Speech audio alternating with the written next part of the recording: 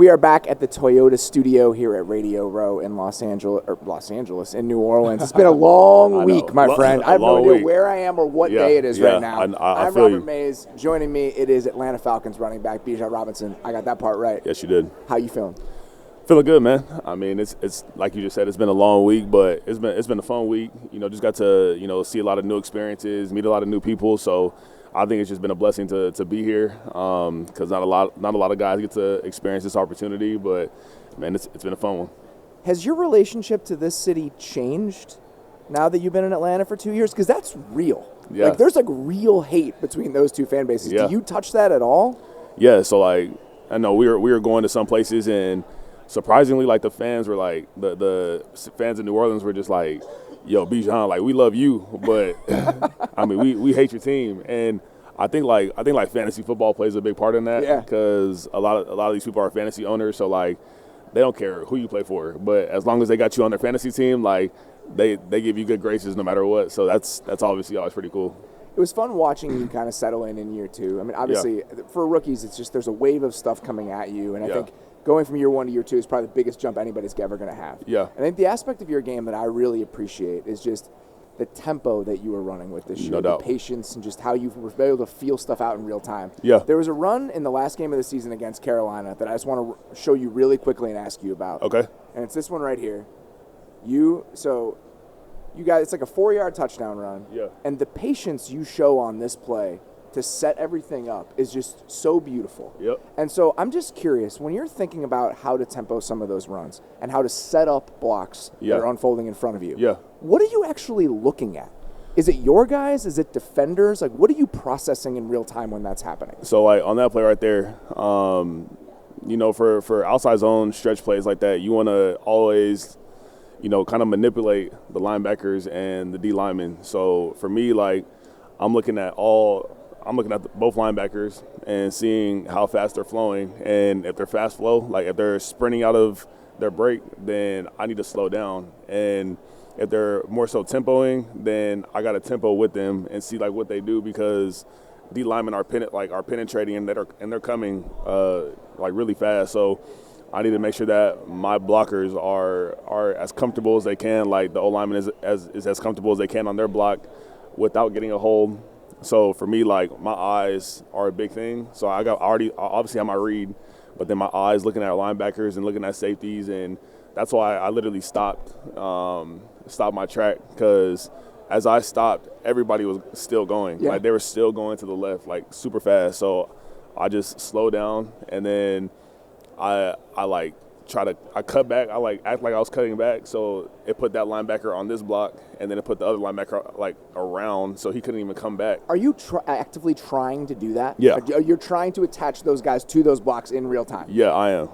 I'm trying to attach every single block on the defense as best as I can, because as you see on that play, everybody got blocked. Yeah. But everybody wasn't blocked at first, and then they ended up being blocked. So the Dahlman block on this play, people aren't watching it. This is terrible radio, but he reaches a nose tackle, a gap and a half over. These guys are good at that. They're very good. Yeah. First of all, they're very good at every run scheme, but they're very good at outside zone run scheme, and they just got it down very quick. But sometimes you'll get beat, and sometimes I gotta really slow down to make sure that they're right back on their block, so I can go back to score a touchdown. You guys, new offensive coordinator this year, but your offensive line coach was the same. Yeah. And so keeping Ledford and just being able to keep leaning into the outside zone stuff, for you specifically, I have to imagine that just led to a really increased comfort. Because even if the structure of the offense is changing, the fact that the voice from the offensive line coach and the run game coordinator is the same, a lot of the run game structure is the same, your aiming points are the same. Was that kind of a big factor in you just really settling in year two in a way you might not have if they had moved on from him? Yeah, absolutely. I mean, obviously you start getting real comfortable in the scheme that you run. And in college, I came from outside zone. I came from gap schemes, inside zone. Every single scheme I ran in college. And I mean, I attested that to Coach Clark. But for me coming into the NFL and being a predominantly more outside zone team that adds in other run schemes with it, it's been really good for me. And with Coach Led, he just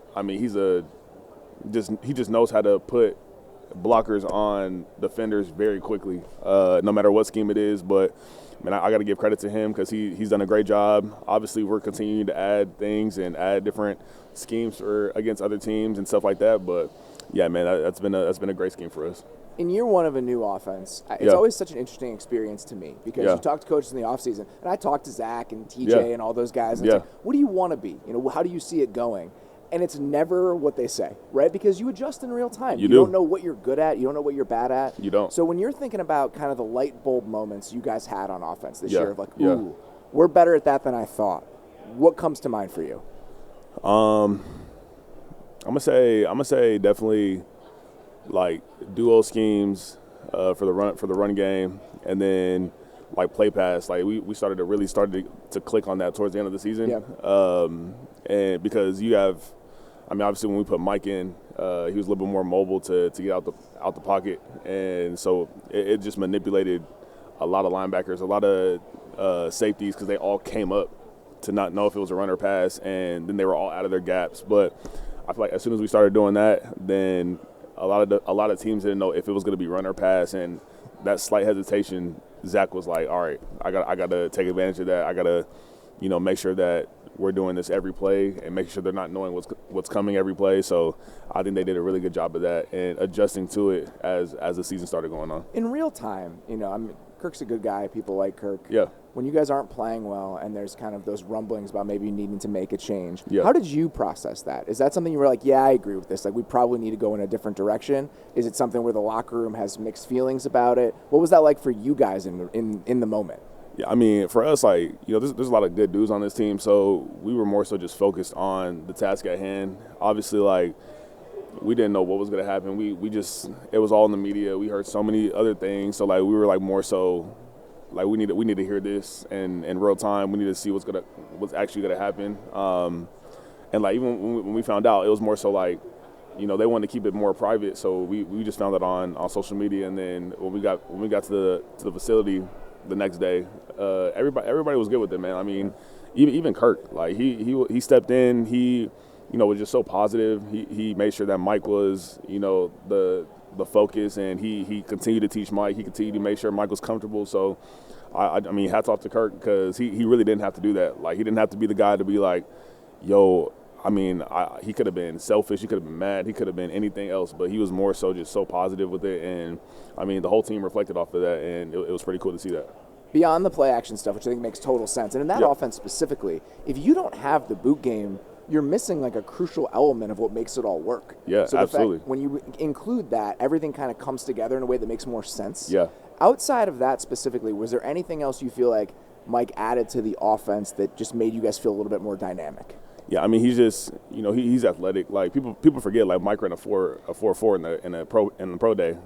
When he did that, it made no sense. I know. Because you watch him play at Washington, it's like, I've never seen you scramble one time. Yeah. And the fact he's running a 4.5 is insane. No, seriously. And I was like, this dude he's really good at extending plays. And even in practice, like, he would extend plays all the time. Like, he would, if a play was shut down, he was gone. Like, he was running. So, like, him having that confidence and him playing against, playing on the scout team for – a lot of the year, like, I think that helped him out a lot, and that helped him, in game, because he got to saw real speed in real time and how things are coming and flying. So, for him, like, besides learning from Kirk, like, he learned from a real defense and a one defense, and I mean, I think that just made him way more comfortable when he got in the game. It helps that he has a hose. It does. It helps that he has an older player. Watching that guy throw is like him. I don't know already. Like 8 games into his career, he's one of my favorite outside the numbers throwers in the league already. Yeah, like how he can push the ball to those areas is ridiculous. It's crazy. It's crazy. And like in practice, we saw it every day. So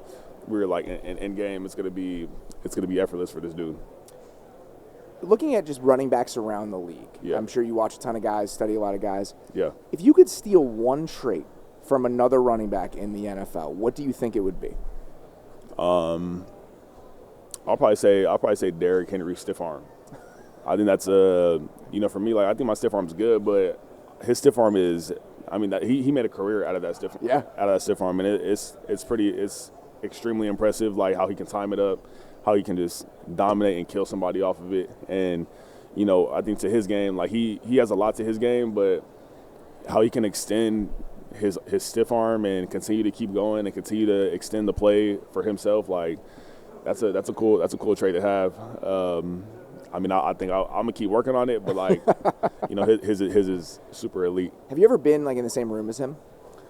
I have not. I've only been on the same field as him. I'm wondering, like, seeing a running back who's that big. When like, it's almost like a jarring experience when you see it for the first time. No, for sure. Like last year, well, my first year, we played the Titans, and like we were both like balling. But then after the game, you know, I was like, yo, like you way bigger than I thought. Like obviously on the field, you know, you see how big he is, but in person, I'm like, this dude's like a true 6'3", 6'4". One of one. Like truly unlike any other running back that I've ever had in the league. And that's what makes him such a cool player. No doubt about it.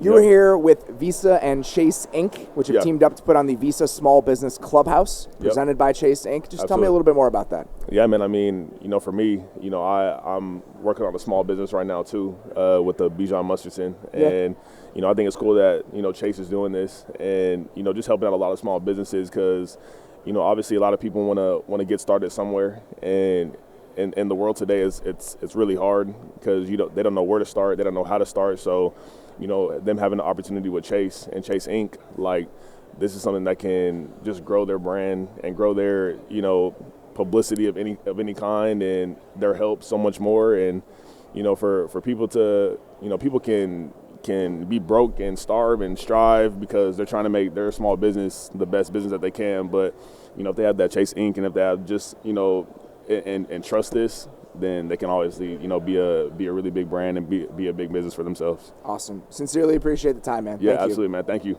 Yep.